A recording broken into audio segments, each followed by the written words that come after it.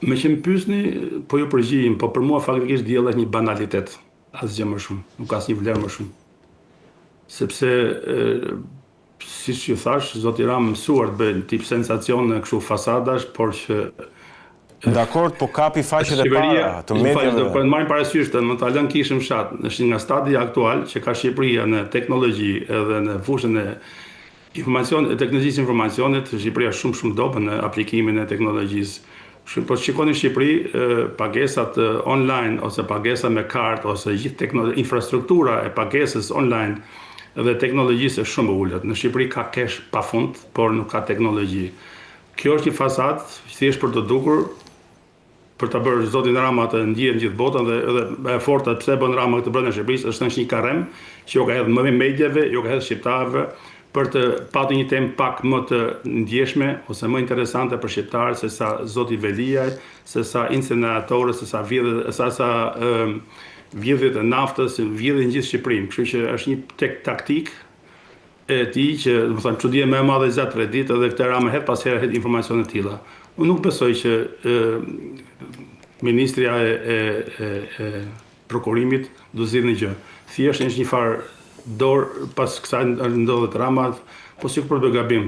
Kjo diella të bëj gabim diku, kush e ma përgjegjësinë? Unë çudi që edhe presidenti e firmos në dekret që ministra digjitale diella kështu duket një kështu.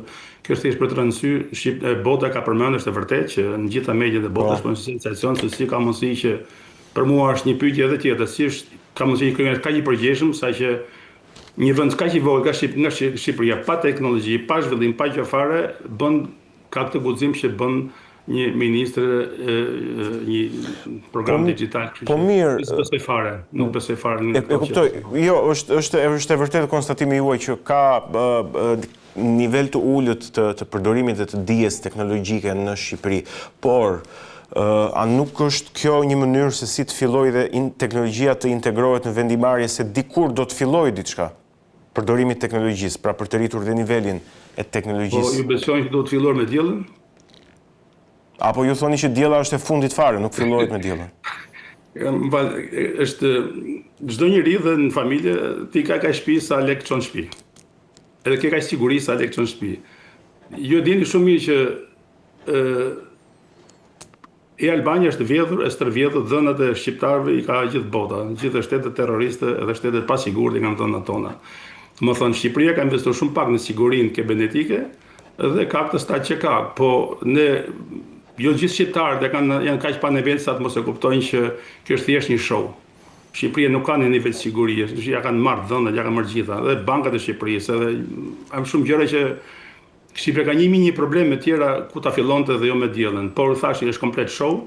Tani njerëzit harrojnë Leon Velian, kalon ekspres, në shkruan kryeministri edhe në rrezik edhe gjykatës kushtetuese i bën presion që të marrë vendim shpejt, sepse nëse ka shkelje të procedurave për shkakimin e Veliat, po të jenë gjyqtarë që janë me integritet, do ta kthejnë mbrapa. Dhe kjo është shtyje, nuk është se do ta kthejnë punë, po do ta kthejnë mbrapa që është për të filluar për të bërë procedura normale. Kështu që ana e është thjesht një show që për mendimin im as nuk ja vlen është thjesht një program, një avatar. Po. Rama pra mi ka dy avatar, një ka në kompjuter, një ka në kryetar parlamenti, kështu që keni parë dhe vetë që nuk ka demokraci. Në fundit shqiptarët edhe prandaj dhe ikin se çdo ditë, çdo moment shikojnë që nuk ka demokraci, nuk ka liri. Qartë, mirë, le të kalojmë pak në një çështje tjetër që është më serioze dhe që lidhet me programin ekonomik të qeverisë, lidhet me të ardhurat, me pensionet, me investimet. Është zotuar kryeministri Rama për pensionet deri në 400 euro dhe jo më të ulta se 200 euro, rrogën minimale 500 euro dhe mesatare 1.200 euro. Është zotuar për ujë 24 orë në ditë për investime të mëdha publike, 700 kilometra rrugë, e të tjerë. Duke bërë edhe një krahasim me vendet të Bashkimit Evropian, se mbase me Gjermaninë është pak e tepër, se Gjermania është një ndër vendet më të zhvilluara të botës, si treti ose i katërti. Po me vendet të tjera të Bashkimit Evropian, a jam brin dot Shqipëria me këto masa që të kap, po themi, standardin e jetesës së këtyre vendeve në këtë 4 vjeçar? Unë besoj që Rama nuk ka asnjë problem me premtimet. Premtimet, çdo 4 vite ka bërë premtimet. Ç'është çfarë ka arritur. Unë duket shumë e turpshme që një politikan pas 25-30 vjetësh dalë thot prapë që duhet siguroj ujë 24 orë. Ky publik nuk mendon që çështja e ujit ka qenë gangren dhe mbetet gangren. Me këtë do na marr votën prapë në shqiptarëve? Me ujë. Me ujë. Premton do heq cisternat, premton velije, premton Ramë çdo vit, por edhe shqiptar prapë japin votën. Kjo është faj shqiptarëve, nuk është faj i Ramës faktikisht. Nëse ne besojmë prapë na gënjejnë, a ka qefti besoj vetë se viso gënjej aty. Po ku di marr lek për të ngritur pensionet? Ku di marr lek? Pse s'tregon, pse s'bën transparencë Rama ku di marr lekët? Pse nuk ka transparencë të ardhurave, sa hyjnë, sa dalin? Pse s'bëri transparencë për paratë të tërmeti që morin nga Bashkimi Evropian një masë jashtëzakonshme lekësh? E dinë në shqiptarë që ku vajtin këto lekë? Po mungesë transparencë, si do të argumentojnë? Le të na tregojë llogarinë Rama, si do që rrogat pensionet 400-500, ku di marr lekët? Si do rris rrogat? Si çan mbi bazë njëri, ku ka garanci Rama? Sektorin privat do të ndërroj? Si do e bëj? Na tregoj rrugën si do e bëj. Gjithashtu edhe asnjë s'ka pyet nuk pyesin shqiptarët. Kur vi po në fushat elektorale premton nga fillimi, bëhet ndrat fare beson vetë gënjeshtrën edhe shqiptarët mirë një votën. Ja dhan votën, bravo i qoftë Ramës, je mashtron shqiptarët, tanë shqiptarët rrinë me gisht në gojë.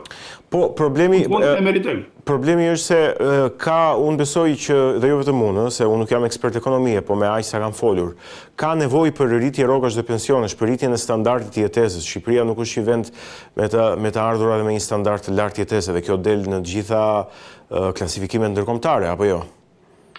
Klasifikim ndërkombëtar nuk besojnë që në real, sepse klasifikim ndërkombëtare ato nuk vinë Shqipëri për të parë realisht se ta vetë kush punon, sa punojnë nxehtë, sa paguajnë taksa. Organizatat ndërkombëtare shikojnë se çfarë deklaron qeveria shqiptare. Në fund është statistike. Nëse Instituti i Statistikave i Shqipërisë nuk e përfshin brenda, ç'do bëjnë ato ndërkombëtarë? Do vinë të na shikojnë nëpër shtëpi sa vetimi, sa kemi rrogën, sa punojnë nxehtë, sa blen. Kështu që shteti nuk është i sinqert me qytetarët e tij dhe qytetarët janë të sinqert me shtetin. Kështu që është komplet normale. Nuk besoj që Shqipëria ka nivel kaq lart sa është në statistikat, sepse do të ketë një bazë, do të kesh një shifër, do të kesh një statistikë reale. Në Shqipëri punohet shumë nxehtë, shitet, blihet, vjen para shumë nxehtë. Fakti që një nga pikat që po përmend si jashtë radhë është që ne për shembull në ngrim jemi të vjedhur dhe stërvjedhur. Jemi të vjedhur 1/3 e djersës tonë. Ne vim në Shqipëri, euro ishte 1400 lekë. Dikur, të vjetra në përpara, tani paguajmë, marrim 960 lekë për një euro që sjellim. Kështu që pse nuk jemi të vjedhur në diaspora? Sigurisht jemi të vjedhur. Një nga pikat.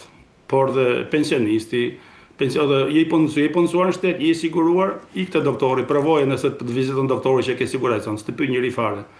Kështu që këto nuk i dinë ato statistika nuk i dinë, fakti realisht se si është puna jonë. Dhe ne shqiptarë nuk është e dim, tamam se sa lekë kemi si popull.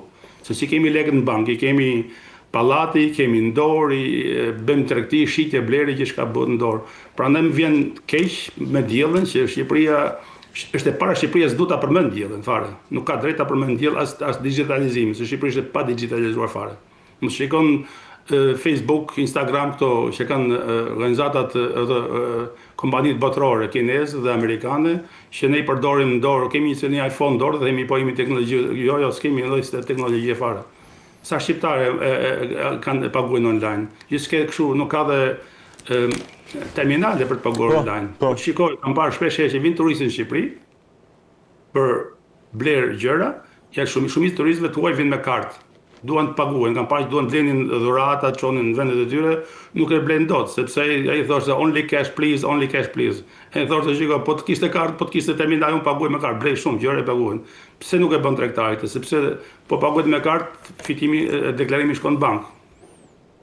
Më thonë, janë gjëra minimale, prandaj dhe Shqipëria teknologjia nga ana tjetër kryeministri edhe ka premtuar që do të ketë një amnisti fiskale, një paqe fiskale me bizneset, sidomos me biznesin e vogël, ku do të falen borxhet e 10 viteve. Po kjo duket si një premtim i përsëritur dhe një premtim elektoral. Kush e beson e ka fajin vetë. Kështu që vjen keq them, po është fajtor ai që e beson. Më thonë qartë. Ka një shprehje popullore që ishte shumë e qartë, po. Më gënjeve një herë të vrap Zoti, më gënjeve për herë dytë fal Zotit, sepse unë e dije që gënjem, kështu që ne kemi fajin vetë. Qartë. Do të flasim edhe për një çështje të fundit që është opozita, se do duhet të ishte një alternativë politike ndaj të gjitha këtyre që ju kritikoni. Si mendoni ju se ka nisur opozita mandatin e 4? Kemi parasysh seancat pas konstituimit të kuvendit, ku u bë debat për komisionet parlamentare, dhe komisionet parlamentare janë miratuar 11 komisione parlamentare, 4 për cilave i udhëheq opozita, 7 i udhëheq majoranca, sigurisht ato më të rëndësishme i udhëheq majoranca, sigurisht opozita ka qenë kundër heqjes që ju bë të komisionit të integrimit, i cili u bashkua me komisionin e punëve të jashtme dhe e drejton majoranca. Nga ana tjetër kemi seancën e votbesimit qeverisë, ku për shkak të një provokimi sipas opozitës që ju bë me diellën, u prishë gjithë seanca dhe zgjati vetëm 24 minuta, ku do duhet që të kishim dëgjuar programin e qeverisë, dhe nuk e dëgjuam dot. Dhe në vijim, si e shihni ju opozitarizmin në këtë fillim të mandatit 4? Unë do të filloj me këtë, në gjermanisht ka një shprehje. Das Kind ist schon im Brunnen gefallen. Që përkthyer në shqip do thotë që fëmia ka rënë tashmë në pus për Partinë Demokratike. Fakti që Partia Demokratike ndodhet në këtë gjendje nuk është kështu komplet pa shkak. Dem tani kam kritikuar për Ramën për këtë, mund bësh shumë qefi që Shqipëria rresë përpara të futën në Bashkimin Evropian sa më shpejt, por ai që kritikon duhet di dhe të jap alternativa, do të jap dhe zgjidhje, mundësi tjera, nuk është kritikosh, se çash është gjë më kollaj. Çdo njeri mund ta bëjë nga divani, por njerëzit duhet vrasin më shumë dhe për të krijuar dhe alternativa, dhe këto alternativa për t'i dhënë është detyra e opozitës. Por që të japësh alternativat në radhë parë duhet lënë të flasësh. Nëse ty të kapin për gjë, nuk lëm flasësh, çfarë alternative do japësh? Kjo që ndodhi në Parlamentin shqiptar është faktikisht turpshme për një shtet serioz, për një parlament serioz. Atë që bëri që duke mos lënë, duke diskutuar në, është një lloj si kur ishim fëmijë dhe luanim top. Shkonin për të bërë gol, e kapte topin ai, thosh topi është imi, do ta gjuni pare ose do ta mbaj. Kështu bën dhe Rama tani, kështu një fëmini, një sjellje shumë banale më duket mua, që kryeministri i thot deputetëve, shiko, pushoni ose do ja kaloj do hedh në votim. Po kush jeti? Si thua 100 ca burrave deputetë thua pushoni se do bëj këtë. Kështu që edhe avatari i tij në atë, okay, tha kryeministri, avatari tha kalojmë në parlament, kalojmë në votim dhe mbaroi puna. Kuvendi ka një rregullore. Kjo është shkelja e ligjit faktikisht, kjo është shkelja e pasur e ligjit, rregullores kuvendit. Por këtë nuk është se do ketë një sukses, nëse qeveria, Partia Demokratike mendon që ta ankimojnë në gjykatën kushtetuese. Po, në fakt, edhe këtë dhe vetë zoti Peleshi. Kjo është një show politik si po ndërmarrin diçka. Por realisht Partia Demokratike dhe vetëm mundësi që ka, një mjet komunikimi që ka, është pjesëmarrja në komisionet parlamentare. Aty mund nglet zërin, aty mund të jap ide, aty mund propozoj zgjidhje, kështu që këtë duhet ta bëj se s'bën. Ikja nga parlamenti, bërtitja, zhurma në parlament është kontraproduktive. Këtë s'duhet ta bëj PD-ja kurrë. Duhet këtë zënë mend faktikisht me gjithë të vitit që kalojnë, sepse njerëzit, shqiptarët e thjesht nuk e duan më këtë. Më në fund duhet ta besoj Partia Demokratike, duhet ta kuptoj që shqiptarët nuk duan grindje, nuk duan zënje, nuk duan shtymje, por nuk është sukses shtyesh me një dikë tjetër. Tani thash që fëmia ka rënë në pus, tani vetëm zgjidhja është që për ta nxjerrë këtë formë që duhet dalë diskutosh, të japësh zgjidhje, të japësh alternativa, të jesh i besueshëm, të kesh mundësi të lidhesh me elektoratin, shkosh te qytetari më i thjeshtë, zgjedhës më i thjeshtë, ti tregosh popullit, o popull, unë po punoj. Ndodhin këto kushte, s'ka ndërsi se ja si rrit deri tani, ndodhin këto kushte dhe unë po punoj për të mirën tuaj, për qytetarin, për zgjedhësin, për këtë. Për kaq kohë që nuk e bezbin dot, Partia Demokratike të vazhdoi të jetë kështu në minorancë. Çfarë do bëjmë tani? Unë kam një pyetje në këtë sens për opozitarizmin. Në këndvështrimin tuaj, problemet që opozita, Partia Demokratike, si partia më e madhe në opozit, artikulon, janë probleme të qytetarëve më shumë, apo probleme dhe hallet të vetat? Pra të përbërësve të saj, të kreut të saj, çfarë rëndësie ka? Si e gjykoni? Për mendimin tim, ka një vlerësim të kundërt të babarabartë. Për mendimin tim, qytetari është inteligjent. Politikani mendon që po ja pret kostumin qytetarit, por faktikisht është e kundërta. Qytetari po ja pret kostumin politikanit. Dhe deri tani njerëzit ose politikanë çfarë shkon mendja, atë që është më lehtë për t'u arritur ose për ta bërë edhe e bën dhe nuk kanë kontakt. Ndoj deri tani me fakti që Partia Demokratike ka vite poshtet tregon që Partia Demokratike nuk ka mundur ta zgjidhë atë çelësin, kodin e qytetarit. Besoj që deri tani nuk është se ka menduar për qytetarin, po të mendon për qytetarin edhe të binte qytetar pas gjithë atë këqijave ose këtyre që po ndodhin tani.